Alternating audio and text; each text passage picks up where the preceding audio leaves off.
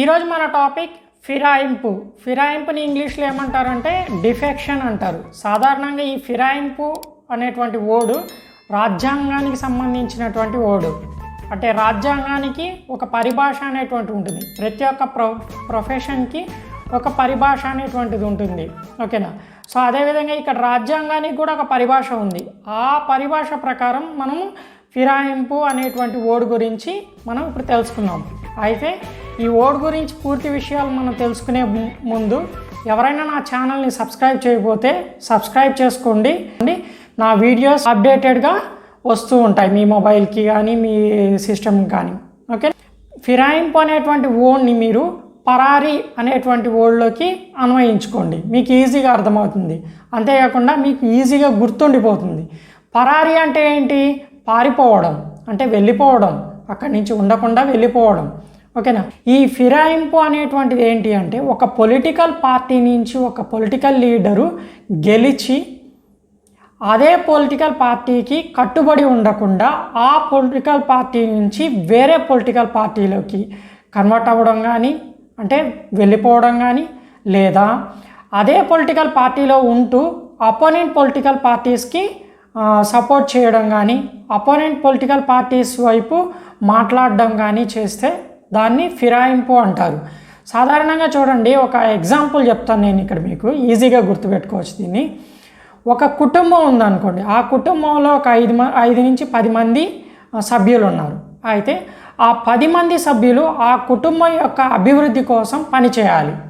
అంటే ఒక కుటుంబంలో ఉన్నటువంటి వాళ్ళందరూ ఆ కుటుంబం యొక్క అభివృద్ధి కోసము ప్రతి ఒక్కరు కూడా ఒక నిర్ణయానికి కట్టుబడి ఉండాలి. ఓకేనా? సో ఏదేని సందర్భంలో కనుక మనం ఆ కుటుంబంలో ఉన్నటువంటి సభ్యులు ఎవరైనా కట్టుబడి ఉండలేకపోతే, వాళ్ళు ఎందుకు కట్టుబడి ఉండలేకపోతున్నారో దానికి కారణం చెప్పి ఆ కుటుంబ సభ్యుల్ని కన్విన్స్ చేయాలి. ఓకేనా? అంతే తప్ప ఆ కుటుంబానికి వ్యతిరేకంగా మాట్లాడడం కానీ, లేకపోతే ఆ కుటుంబం యొక్క వినాశనానికి పనిచేయడం కానీ, లేకపోతే ఆ కుటుంబం నుంచి వెళ్ళి సపరేట్ అయిపోయి వేరేగా జీవించడం కానీ చేయకూడదు. ఒకవేళ సపరేట్ అయ్యి నువ్వు ఆ కుటుంబంలో ఉండలేకపోతున్నావు అంటే సపరేట్ అయ్యి వేరే కాపురం పెట్టుకుంటే ఓకే. కానీ అలా కాకుండా నువ్వు సపరేట్ అయ్యి అవ్వడానికి ఆ కుటుంబంలో కలహాలను సృష్టించడం కానీ, లేకపోతే ఆ కుటుంబం యొక్క వినాశనానికి పనిచేయడం కానీ చేయడం అనేటువంటిది సరైనటువంటి నిర్ణయం కాదనమాట. కొంతమంది కాపురంలో వచ్చినటువంటి కష్టాలను తట్టుకోలేక, లేకపోతే భార్య భర్తతో అడ్జస్ట్ అవ్వలేక, లేకుంటే భర్త భార్యతో అడ్జస్ట్ అవ్వలేక ఏదేని కారణం చేత వెళ్ళిపోతూ ఉంటారు. అంటే ఆ కుటుంబంతో కలిసి ఉండకుండా మన పరిభాషలో చెప్పుకోవాలంటే జెండా ఎత్తేస్తుంటారు అనమాట. అంటే వేరే వాళ్ళతో లేచిపోవడం కానీ, లేకపోతే వేరే రాష్ట్రానికో వేరే దేశానికో పారిపోవడం కానీ, ఇట్లా వేరే దగ్గరికి వెళ్ళిపోయి ప్రశాంతంగా జీవించడమో, లేకుంటే వేరే పెళ్లి చేసుకోవడమో లాంటివి చేస్తూ ఉంటారనమాట. అదేవిధంగా నీకు ఇక్కడ ఏమవుతుంది అంటే ఒక పొలిటికల్ లీడరు ఒక పొలిటికల్ పార్టీ నుంచి పోటీ చేసి, ఓకేనా, అదే పార్టీకి కట్టుబడి ఉండకుండా వివిధ కారణాల చేత, అంటే ఆ కారణాలు ఏవైనా కావచ్చు, అంటే ఆ పొలిటికల్ లీడర్కి ఆ పొలిటికల్ పార్టీలో ఉన్నతమైనటువంటి పదవిని ఇవ్వలేదన్న కారణం చేత కావచ్చు, లేకపోతే వేరే పొలిటికల్ పార్టీ వాళ్ళు ఈ పొలిటికల్ పార్టీ యొక్క ఉన్నతాధికారం కంటే ఎక్కువ ఆఫర్ చేసినప్పుడు కావచ్చు, పొలిటికల్ పార్టీ నుంచి అయితే పోటీ చేసి గెలిచాడో ఆ పొలిటికల్ పార్టీ యొక్క విధి విధానాలు నచ్చకనో, లేకనో ఆ పొలిటికల్ పార్టీలో అడ్జస్ట్ అయ్యి, అంటే కలిసి ఉండలేకనో ఏదో ఒక కారణం చేత ఆ పొలిటికల్ పార్టీ నుంచి సదర్ పొలిటికల్ లీడరు సపరేట్ అయిపోయి వేరే పొలిటికల్ పార్టీలో చేరడం కానీ, లేకనంటే ఇంకొక పొలిటికల్ పార్టీని తానే సొంతంగా నియమించుకోవడం కానీ ఇలా చేస్తూ ఉంటారు. సాధారణంగా అయితే ఒక పొలిటికల్ లీడర్ ఒక పొలిటికల్ పార్టీ నుంచి గెలిచిన తర్వాత ఖచ్చితంగా ఆ పొలిటికల్ పార్టీకి కట్టుబడి ఉండాలి. ఒకవేళ కట్టుబడి ఉండలేకపోతే ఆ పొలిటికల్ పార్టీకి రాజీనామా చేసి అతను ఏదైతే పొజిషన్ ఆ పొలిటికల్ పార్టీ నుంచి పొందాడో, అంటే గెలిచి అది ఎంపీ స్థానం కావచ్చు, ఎమ్మెల్యే స్థానం కావచ్చు, ఏ స్థానమైనా కావచ్చు, ఏదైతే సదరు అధికారాన్ని ఆ పొలిటికల్ లీడరు పొందాడో ఆ పొలిటికల్ పార్టీ నుంచి ఆ పొలిటికల్ పొజిషన్ నుంచి అతను బయటకు వచ్చేసి అతనికి ఇష్టం ఉన్నటువంటి పొలిటికల్ పార్టీలో చేరాలి. సాధారణంగా అయితే ఇది లీగల్, ఓకేనా.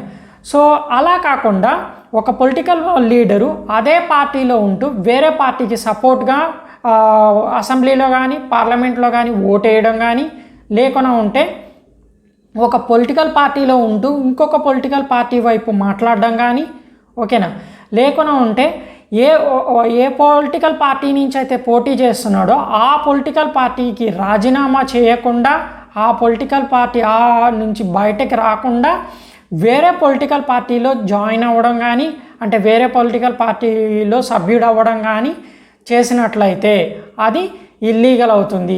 దీన్నే మనం ఫిరాయింపు, డిఫెక్షన్ అంటాం. ఇది రాజ్యాంగబద్ధం కాదు, అంటే ప్రజాస్వామ్యాన్ని డ్యామేజ్ చేస్తుంది.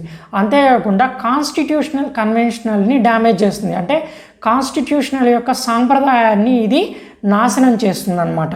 అంటే ఒక పొలిటికల్ లీడరు తన యొక్క అధికారం కోసమో లేకపోతే అపోనెంట్ పొలిటికల్ పార్టీస్ ఏవైనా ఆఫర్ చేస్తే వాటికి అట్రాక్ట్ అయ్యి ఆ పొలిటికల్ పార్టీ నుంచి బయటకు వచ్చేసి వేరే పొలిటికల్ పార్టీలో జాయిన్ అవ్వడం అనేటువంటిది ప్రజాస్వామ్యాన్ని దెబ్బతీస్తుంది అన్నమాట.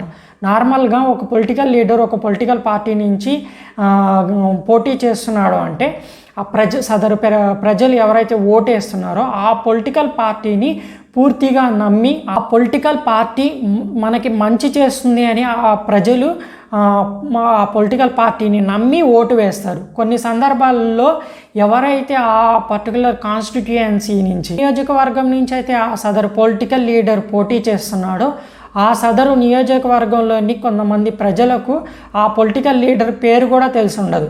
కేవలం ఆ పొలిటికల్ పార్టీ గుర్తుని, ఆ పొలిటికల్ పార్టీ పేరుని గుర్తుపెట్టుకొని ఆ పొలిటికల్ పార్టీ మనకు మంచి చేస్తుందనే సదరు ఉద్దేశంతో ప్రజలు ఓటు వేసి గెలిపిస్తారు. కానీ ఆ పొలిటికల్ లీడర్ తన స్వార్థం కోసం ఆ పొలిటికల్ పార్టీలో ఉండకుండా వేరే పొలిటికల్ పార్టీలోకి అక్రమంగా ప్రవేశించడం కానీ, లేకపోతే అక్రమంగా వేరే పొలిటికల్ పార్టీకి సపోర్ట్ చేయడం అనేటువంటిది డిఫెక్షన్ కిందికి వస్తుంది. అంటే ఈ డిఫెక్షన్ అనేటువంటిది మనం ఏం చెప్పుకున్నాము ఇంతకుముందు, పరారీ అనేటువంటి దాన్ని నేను బ్లైండ్గా, అంటే ఒక గుడ్డి గుర్తుగా గుర్తుపెట్టుకోమని చెప్పాను. సో ఫిరాయింపు అనేటువంటిది ఏంటి అంటే పరారీ. అంటే పరారీ అనేటువంటి దాన్ని మనం ఏ విధంగా అన్వయించుకోవాలి అంటే, ఒక పొలిటికల్ లీడరు ఏ పొలిటికల్ పార్టీ నుంచి అయితే పోటీ చేస్తాడో ఆ పొలిటికల్ పార్టీకి కట్టుబడి ఉండకుండా ఆ పొలిటికల్ పార్టీ నుంచి పరారీ అయ్యి వేరే పొలిటికల్ పార్టీలో చేరడం కానీ, లేకపోతే సొంత పొలిటికల్ పార్టీని పెట్టుకోవడం కానీ, లేకుండా ఉంటే వేరే పొలిటికల్ పార్టీకి సపోర్ట్ చేయడం కానీ, వేరే పొలిటికల్ పార్టీకి సపోర్ట్గా మాట్లాడడం కానీ, ఇవన్నీ చేయడం అనేటువంటిది ఫిరాయింపు కిందికి వస్తుంది. ఈ ఫిరాయింపు అనేటువంటిది ఎప్పుడు నేరపూరితమవుతుంది అంటే, ఏ పొలిటికల్ పార్టీ నుంచి అయితే పోటీ చేస్తున్నాడో అదే పొలిటికల్ పార్టీకి రాజీనామా చేయకుండా వేరే పొలిటికల్ పార్టీలో చేరినప్పుడు మాత్రమే, లేదా వేరొక పొలిటికల్ పార్టీకి అనుకూలంగా ఓటు వేసినట్లయితే, అదేవిధంగా